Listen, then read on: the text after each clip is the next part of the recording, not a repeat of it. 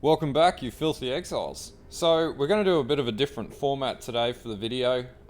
This is going to be a sort of an introduction to crafting for beginners, or at least to get you started into the next league. And you know, if you want to play SSF, you could with this.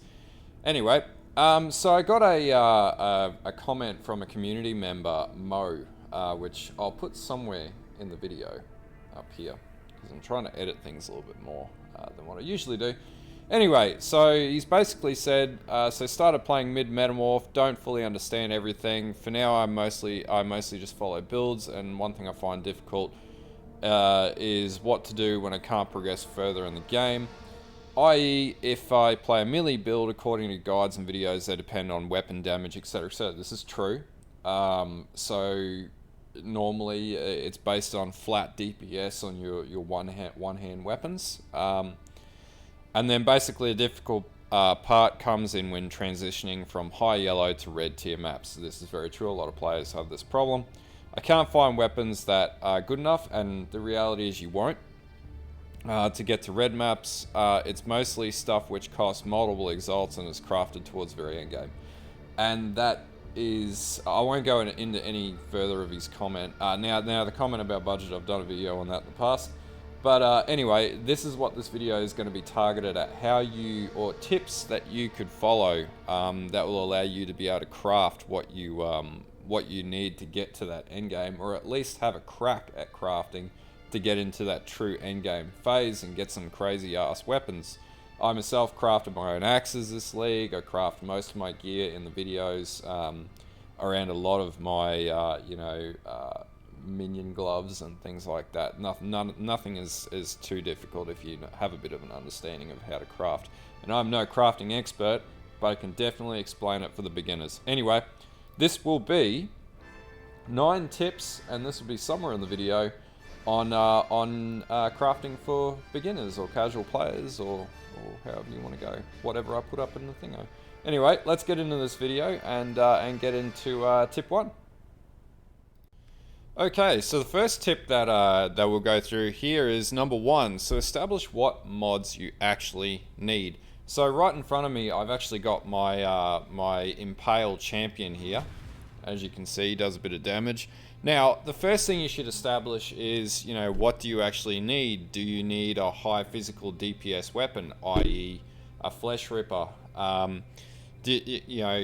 Such as what I've got here. Do you need critical strike? Does your build use critical strike? You know, are you scaling out critical, for example, with these disemboweling nodes? So do you need to have a high level of critical strike? Do you need to have a high level of critical multiplier on your weapons? Do you need culling strike, i.e. on your gloves? Do you need culling strike? Do you need, you know, ice damage? If this was an ice build, an ice crash build, you would need to do additional ice damage on your one-handed weapon.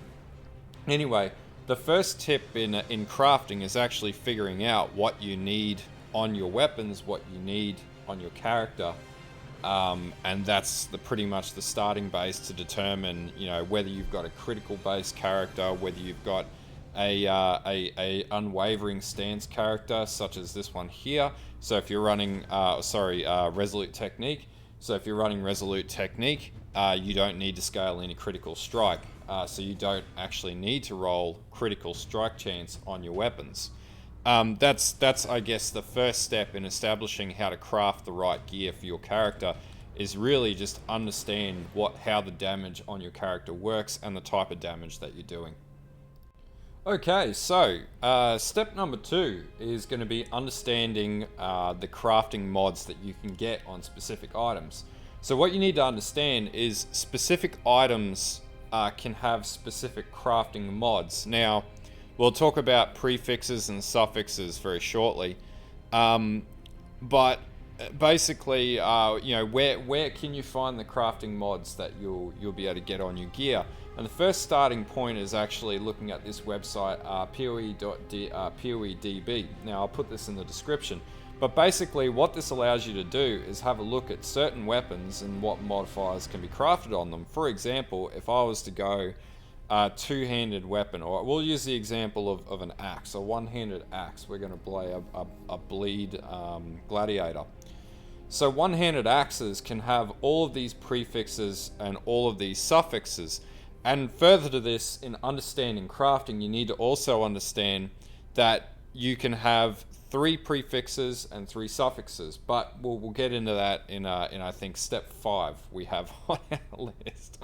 But anyway, depending on the influence, and we'll talk about that shortly too, you can have different crafting modifiers. It really depends on the type of build that you're playing at the end of the day, and the type of skill that you're playing. So if you're running an axe, for example, you're going to want, and you're running bleed damage, you're going to want things like flat physical, increased physical damage, and we'll talk about how that scales as well. And you know, as a prefix, you're going to want adds physical damage, which is this modifier here, and we'll just zoom in a little here. So adds physical damage, you're going to want that. You're going to want increased physical damage. Now you may also want to have on your axe,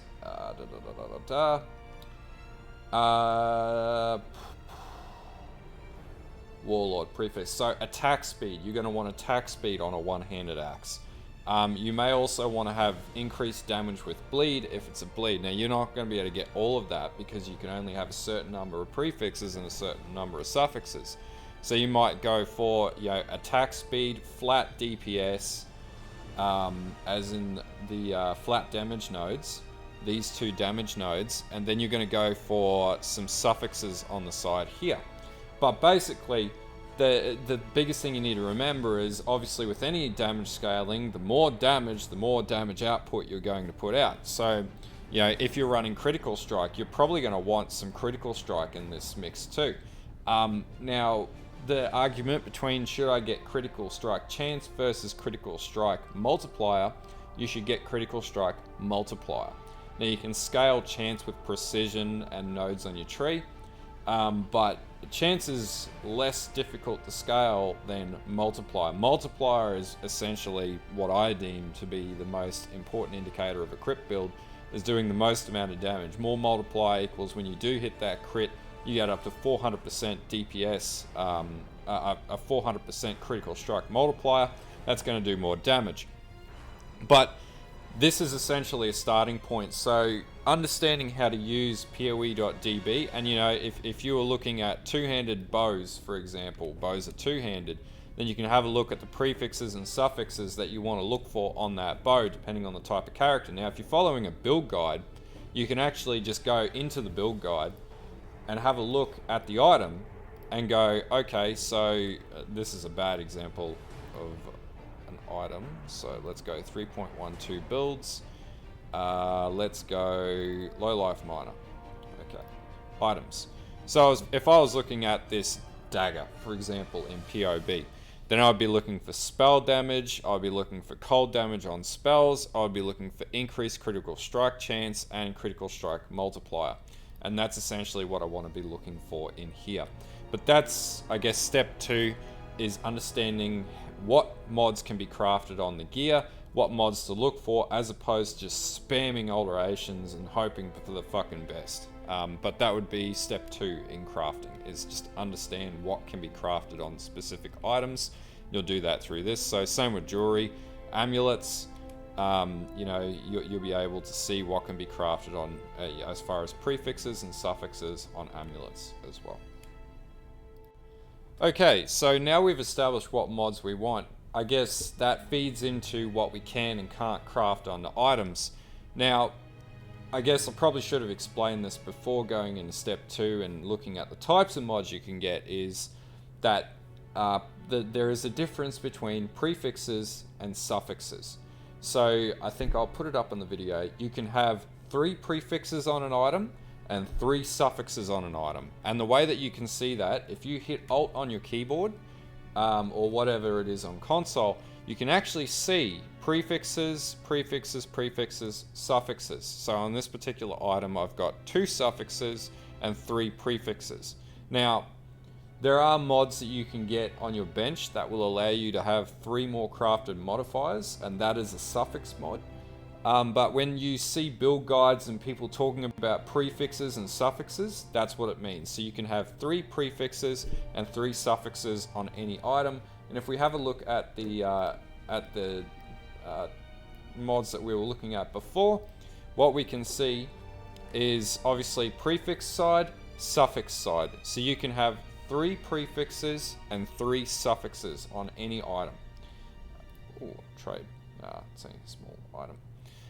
But that's one of the first understanding foundational building blocks of crafting as well. So again, hit Alt on your keyboard over the item that you want to look at. You can do it on any item, and you'll be able to see. Okay, so I've got, you know, first is a prefix, prefix, prefix. The first 3 mods on any item are going to be prefixes, and the second lot of 3 mods will always be suffixes. On every item, you can have up to 6 modifiers on any item.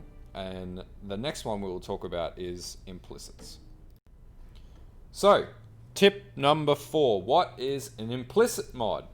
An implicit mod on an item is pretty much, see how it says 20% increased melee damage on these gloves? That is an implicit modifier. So there are specific items in the game, such as spiked gloves, which are a minimum usable level of, I think, level 72 to level 80 items, which have implicit modifiers. You'll also notice on a bunch of different rare items, such as the, Roslythan's Coil here, or unique items, they will have an implicit modifier. Now, can you change implicit modifiers? You can. You can through corruption. But you take a punt at corrupting items with implicit modifiers that work in your favor. Now, can you change the roles on implicit modifiers? Well, you absolutely can, and the way that you do that is through the use of Blessed Orb. So if I just take a random item, let's what do we want to use? Let's go this Bated Breath, right? It's a max roll, but we'll get into that.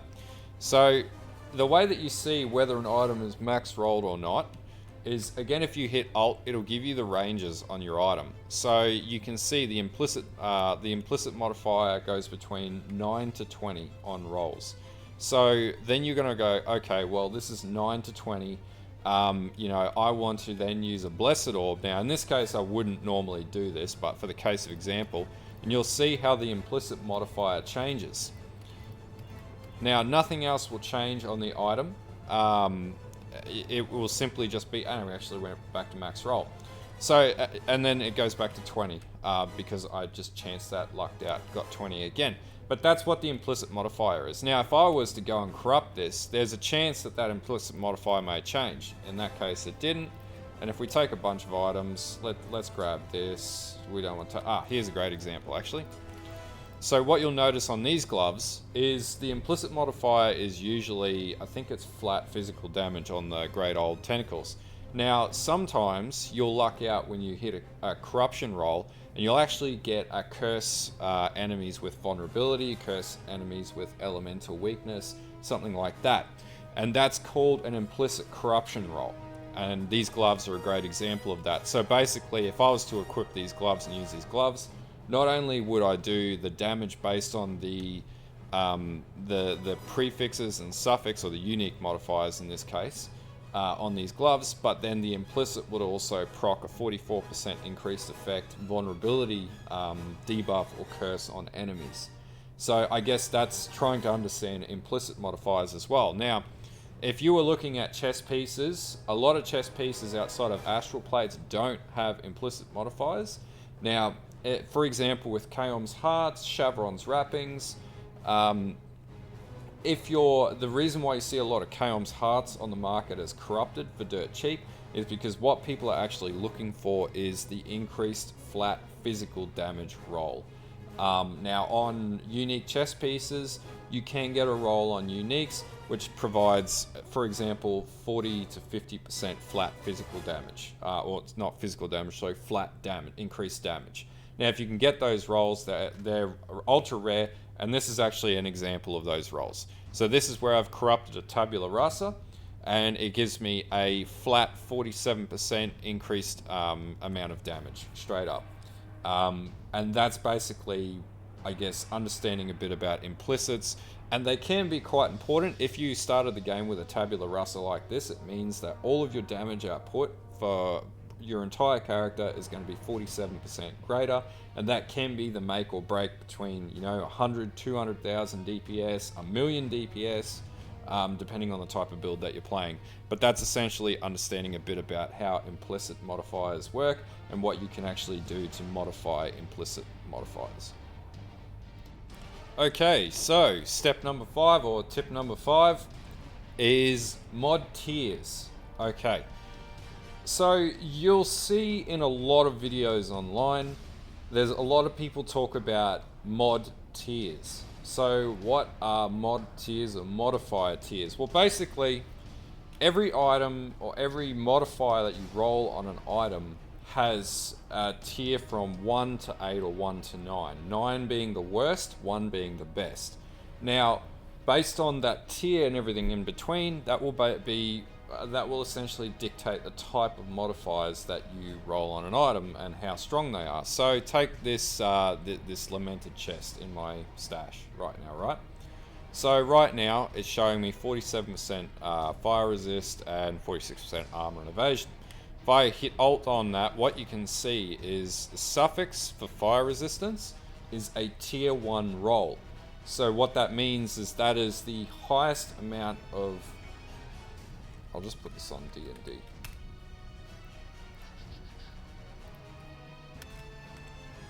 So we don't get smashed.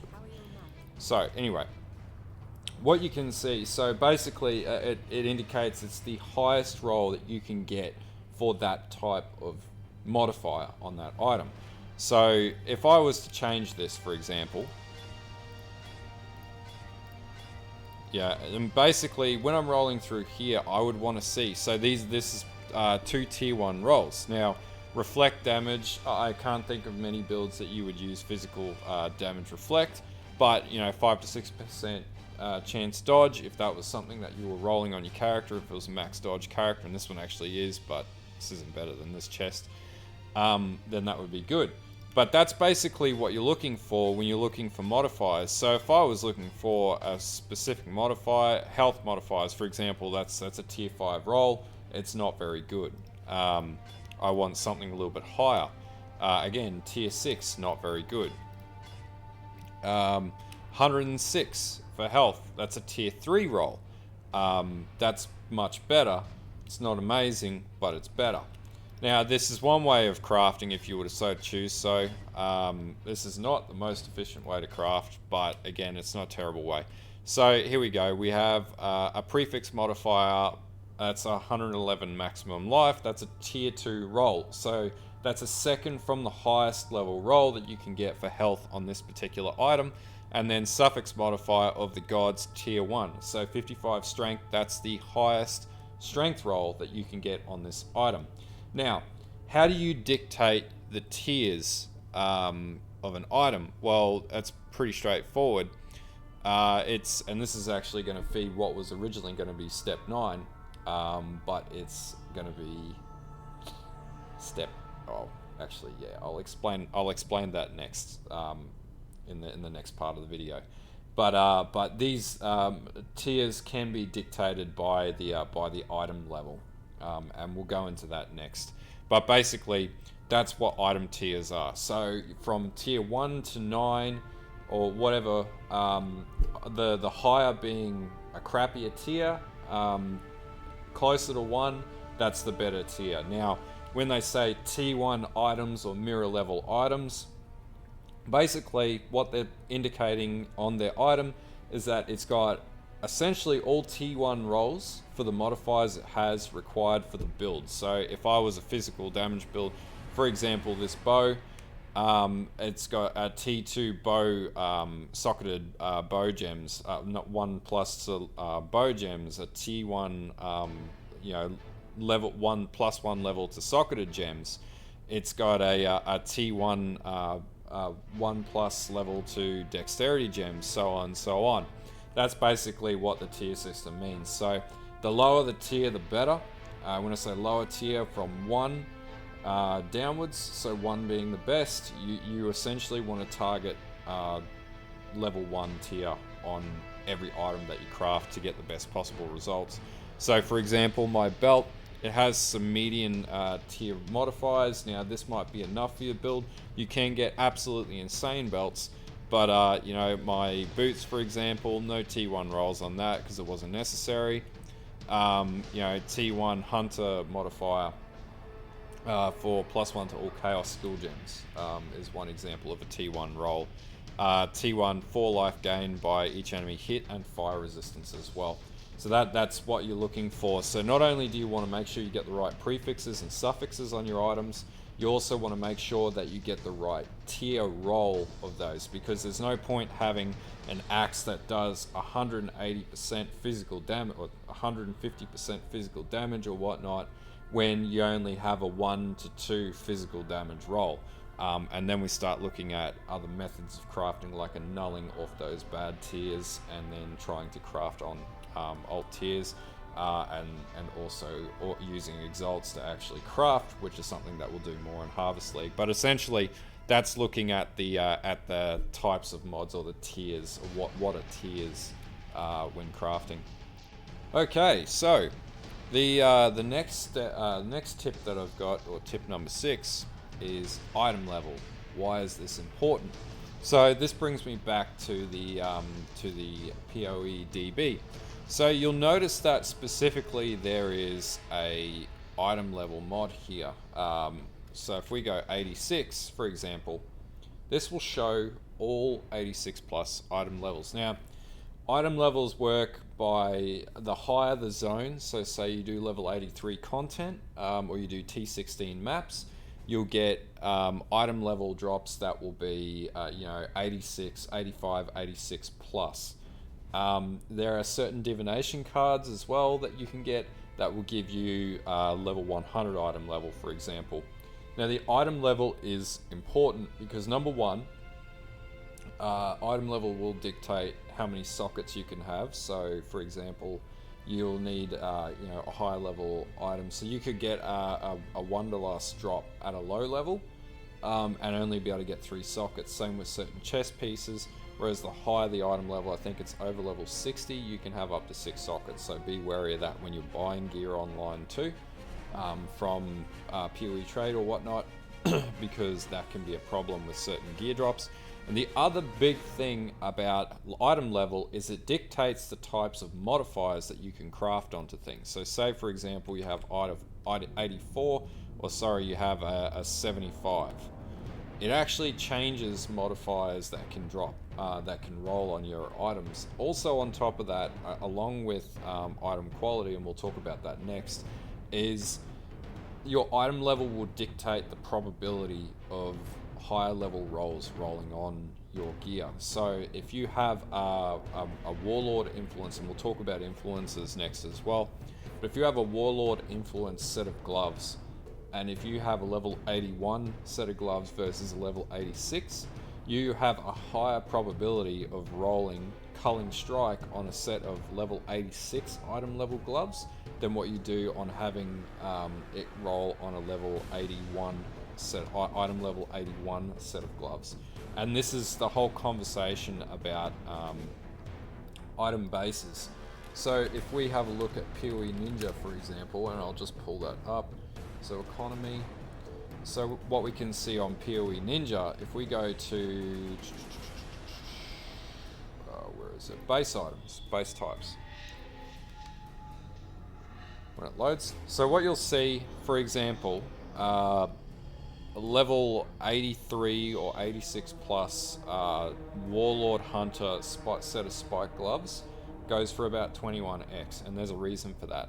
There's the probability of rolling culling strike on that base item. Now obviously this is a bit distorted right now because the league's almost at an end, and this has went up exponentially. Actually, this is amazingly crazy.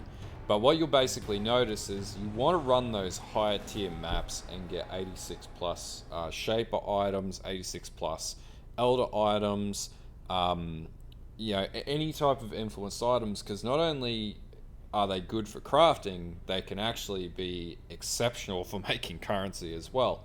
And the reason why is the crafting modifiers that you can roll on an 86 plus item. So a bone helm, for example, is 11.8x. The reason being for that is the probability of being able to run minion modifiers and +2 or +3 to minion socketed skill gems, which is basically a up to mirror tier item that you can craft on that. Steel rings are another example. So shaped steel rings can synergize with was it Mark of the Elder or whatnot.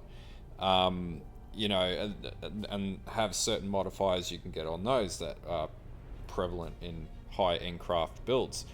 Stygian visors are incredibly expensive if they are shaped or crusader, because they can have all sorts of rolls. You can basically roll a Stygian vise if it's an 86 plus influenced item that can be equivalent to a chess piece. But I guess the moral of the story here is the item level is important in all of these circumstances, because the item level will dictate the type of rolls you can get. So for example, if you roll an 86 plus item, you can get some of these higher tier rolls, huge amounts of spell damage, for example. So if we look at 77, you can still get spell damage, but you can get a better roll of spell damage, elemental damage. You can get access to some of these modifiers that you can only get with high tier rolls. So for example, I always use warlords as an example. Or sorry, we might use explodey chest as an example. So if we look for crusader modifiers, so if we go chest piece, body armor, doesn't really matter which. Go strength based body armor, so that will be an astral plate, for example. And if we had crusader, then this modifier here, this is what we would be looking for. Now you need a minimum, and you can see in here it tells you minimum of level 85 to be able to roll an explodey chest. So you can't actually roll explodey chest on any item, any strength based chest piece, without it actually being level 85 plus. That's why understanding how to use this website is important, because you can basically be able to craft crazy gear by just understanding the right item levels. So if you were to get Crusader's chest piece and you would start slamming an 84, sorry, my nose is bothering me, then you're going to have less of a probability of getting an explodey chest. Well, you're going to have no probability of getting an explodey chest, whereas if you have an item level 85 instead of an item level 84 Crusader chest piece, you're going to have a pretty damn good chance of getting an explodey chest, because everyone talks about explodey chest. Anyway, that's understanding item level and why item level is important. Okay, so the next tip number 7, item quality. So we've covered off on item level, we've covered off on the type of mods that can roll, what's an implicit, prefixes and suffixes, etc, etc. We haven't spoken about item quality yet. So those useless gems, those useless items that you pick up, these actually dictate the outcomes of the item. Now, not only do they increase the defensive ability or the attack damage of an item, they can also dictate the quality of the rolls on the item. So, for example, if you were going to roll, and I'll just do this for the sake of argument's sake. If I was actually going to roll a high level item, and I'm not a perfect advocate of here, I'd usually max out your item to about 20%. Now, can you get higher than 20%? Well, you can. You can actually have a Beastcraft corrupt, which you don't really want to do in this case until after you've rolled the item. You would more so do that on a unique item and chance that. But if you do resonators with perfect fossils, you can actually get up to a 30% roll on an item. Not only is it going to increase the flat DPS of an item, it's also going to increase the probability of getting a better roll on an item. Now, if you were doing this on a chest piece, for example, and you can't do this on unique chest piece, but if I was to do this on, it's an 84, probably don't want to do that on an 84, that's an 82, that's crap. That's an 84. Again, pretty useless to do that. But for argument's sake, if we were to take a level 84 item here, which is what we have, what we would want to really do is we would want to get perfect fossils, which are these fossils here. And this would apply if you were doing a minion helm or something like that. I'll just move my head out of the way here. And then you would want to get your chaotic resonators, like so. And then see how it's got no quality on it yet? So 19% quality, 30% quality. So that's going to be the highest level of quality that you can roll on an item. It's going to give you the most as far as your stat goes. And then it also means the modifiers that you roll on that item are more than likely going to be better than if you didn't have 30% on that item. So, you know, you might find, see, for example, straight away. So T2 prefixes for maximum life and dodge. You know, gain 1 endurance charge is a T1 roll. You might go further than that. 65% evasion rating, not a great roll, but it's going to increase the probability of these T1 rolls straight away, as you can already see. I'm getting T1 and T2 rolls much more consistently. Level 1 to socketed active skill gems is actually quite a good fucking roll. 10% strength, so you know you could use this on a minion, but basically you could already see there, if that wasn't at 30%, I wouldn't be getting those rolls as consistently, and that's a case point example of how this works in a practical sense, and actually this could have been a better example to show you. So anyway, basically to do it, you want a primitive alchemaic resonator, you want perfect fossils, and before you craft anything, gloves, whatever, you make sure you know what your modifiers are, get it to 30% quality, and that's going to give you the highest probability of getting the best rolls on items. It's also going to help you roll the right mods on items and the highest level rolls on items, so then you can actually go and take them to market and sell them on PoE trade for high sums of currency. And that's how item quality essentially works on itemization. Okay, so we briefly sort of covered off on this as we went through, but influences. Why are influences important? So influences such as Shaper, as you can see here, Elder, Crusader, this is, I think we had this configured on a chest piece, yep, body armor, Hunter, Warlord, and even Delve. There are certain items that drop in Delve that you cannot get anywhere else in the game either. So Delve's important too. These modifiers matter, and the reason why is they can dictate parameters around items that otherwise you can't get through base items. So when you see in PoE trade or whatnot, influenced item, you ask the question, why is this so much more expensive than a standard item, a non-influenced item? It's because of the modifiers that you can roll on that item. For example, a Crusader chest can roll Explode. So 3% of physical, every time you kill an enemy, it explodes, dealing 3% of physical damage to other enemies around it. 3% of their life is physical damage. Now that's incredibly powerful for a lot of builds, and that's why it's also a very expensive modifier. So, you know, Elder could be +1 level to socketed support gems. Shaper, +1 level to socketed active skill gems. Now, if you could get +1 level to socketed support gems on a weapon, that's pretty powerful. You know, for example, another one might be Delve Prefix, +1 to Spectres, which is expensive, but those chest pieces drop in Delve. And normally you can re-roll them on the same chest piece as well. Now, that's the sort of thing that you're looking at with these modifiers. So, you know, it could also be, you know, increased strength if you're running a zombie build. I don't know anyone who plays zombie builds, but whatever. If you were looking at amulets, the reason why Hunter amulets are so expensive is actually because of the +1 level to skill gem modifiers. So you can actually have if you have a level 82 Hunter amulet, and the bases are usually 50 chaos to 100 and something chaos each league, the reason why they're expensive is because they modify all skill gems. So think about this: if you have a Toxic Rain character, which I do, in fact, I'll pull that character up in PoE right now. And you have +1 to all dexterity gems. Now, you think about it, with all the gems that you're going to run on a TR character, they're essentially all going to be dexterity.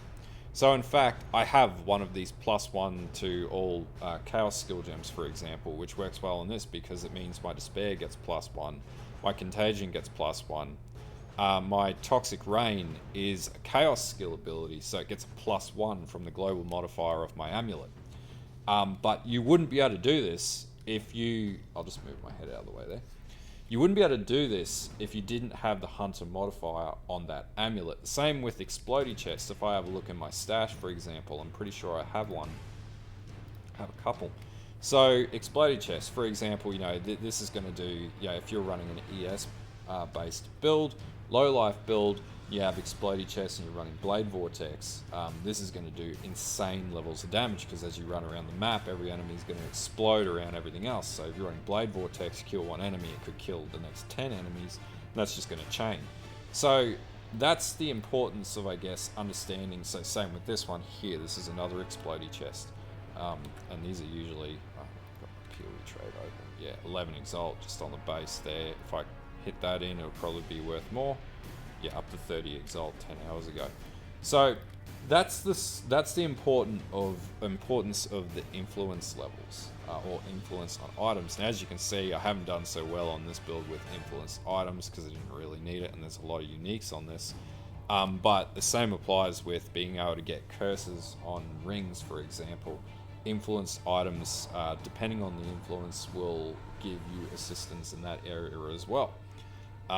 But basically, if you're looking at PoEDB, you have a look, okay, I want to roll a ring, for example. So I go jewelry, rings, okay. So then I want an item level 86 ring I've got in my stash, okay. So what does Elder give my ring? You know, it might give me life gain for each enemy hit by attacks, but you might cast spells, so you'll go Shaper ring then. You know, life gain for each enemy hit by spells if you're running a life-based build. You know, increase spell damage on your rings. The other thing is, if you're running minions, for example, you go strength gloves for your minions. Now, if you look at the, where is it, Redeemer, you can actually get minions do increased damage on your gloves. You can roll that on your gloves at level 73. So you can actually roll minion gloves really easily just from mapping and getting a Redeemer prefix, or Redeemer prefix for it, or Redeemer influence gloves. So I guess that's the importance of understanding item levels, and the reason why, not item levels, influences on items, and the reason why influences really dictate the type of item and the outcomes that you get, as well as the modifiers. Again, very easy to navigate this website, and if you're paying attention to this video now and watching in depth, you can see how easily I'm navigating between pretty much everything to figure out what to roll on my items. But anyway, that's tip number 8. Okay, so finally, the last few things to mention here is, I guess, methods of crafting. So we've talked a lot about crafting, but I guess this is more of a video when we look at what specific items we can and can't craft and whatnot. But how would I normally craft my items in most leagues, you might be asking. So normally what I'll do is I'll scour items down to base. I'll go, okay, level 84. I don't even know what I'm looking for with a helm like this anyway. But I'll max quality it. Now, based on what we were talking about before, if I was going to go hardcore with this item, I would actually want to perfect fossil it. So then I would dump a perfect fossil into there. Alright, so we got it 30% straight away. Now actually it's not terrible the way that it is, but get rid of that. Alright, so we got 30% quality item straight away. So perfect fossil plus resonator of whatever type. So if it's a white base item, then it's a primitive to get it up to a rare, and then you'll scour it down, or you'll go primitive chaotic. So we could then just get it back to rare status. So okay, actually we got 18%. Gee, shit, this is not terrible, but Okay, so you know what do we want to do here? So we could look for modifiers through the transmute method, and then go alteration orbs, and then we'll go augment orbs. No, don't like that. So re-alteration it. 30% increased energy shield. Still not great. You don't need an item rarity as well. That if you map juiced up maps, you don't need to roll item rarity. And then you could do it through this way, and maybe we want to look for the highest possible rolls of energy shields. So we got tier 3 energy shield roll. We can do it that way. Nope, still not happy with it. Nope, still not happy with it. 44% cold resist, 31 energy shield. That's a T3 roll and a T2 roll. It's not terrible.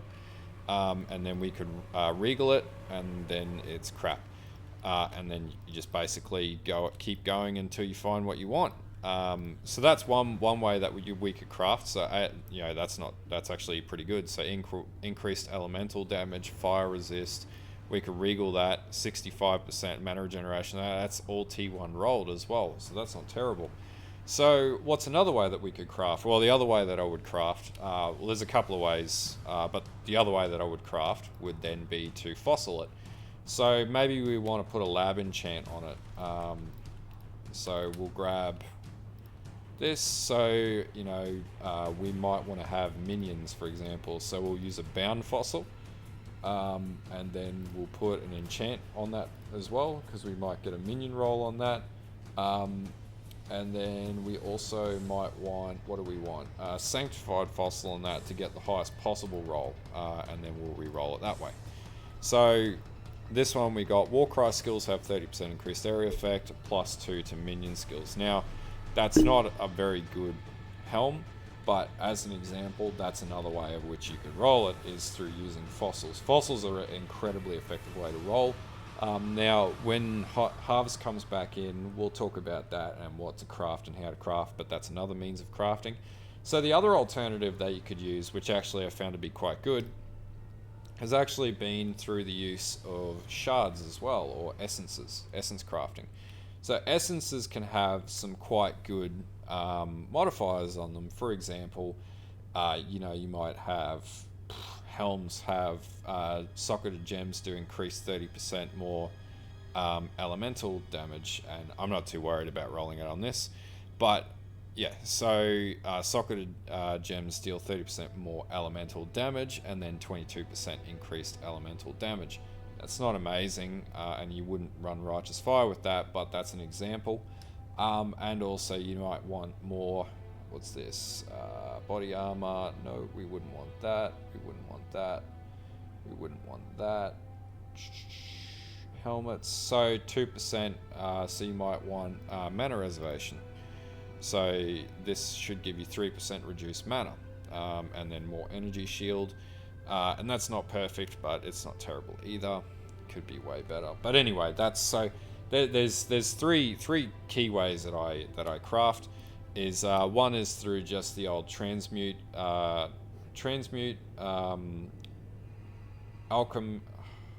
alteration shards. Alteration orbs, or orbs of augment, and then regal, and then scour if it's shit. The other is through fossil crafting. So, you know, craft via fossils, and then we can, in another video, we'll talk about fossil blocking and things like that. And what that means is, so if you use prismatics, you get more elemental modifiers, and you block chaos elements from being crafted, and you can do that through fossil crafting and do what's called craft blocking, or fossil craft blocking, or modifier blocking, whatever you want to coin it as. The other way that I usually craft is through shards, and actually shards or essences are quite a good way of crafting, at least from what I've found, and I've crafted some pretty dope items with that. And then obviously if you do alteration craft, you can, you know, do your thing here, craft this. You might add a mod on here, and you know, you could, for example, get a good modifier like cull or something on a set of gloves, and then you would use, and I haven't got any in stash right now, you would use annulment orbs to reduce one modifier off.